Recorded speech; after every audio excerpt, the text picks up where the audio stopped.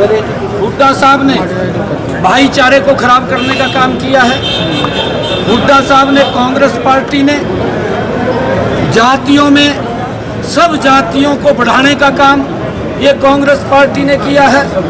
देश के अंदर दंगे करा करके लोगों को डरा करके वोट बटोरने का काम ये कांग्रेस पार्टी की नीति रही है।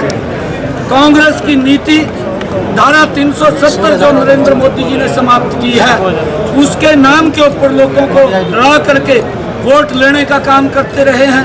लोग इनके क्रियाकलापों को भूले नहीं हैं। और कांग्रेस ने जो किसानों के साथ भी अपमान किया है, उनको 2 रुपये का चेक थमाना, उनको 5 रुपये का चेक थमाना, उनका अपमान करना, ये कांग्रेस की सोच में रहा है, कांग्रेस के डीएनए में रहा है।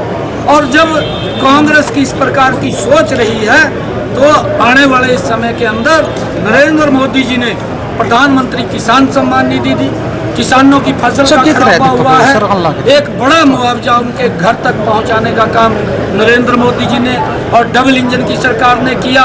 युवाओं को भी बिना पर्ची बिना खर्ची के रोजगार दिया।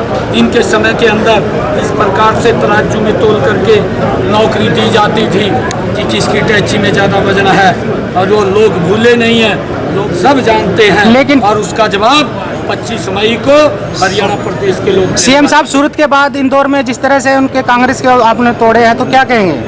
देखिए, कांग्रेस का कोई भी प्रत्याशी चुनाव लड़ने के लिए तैयार नहीं है।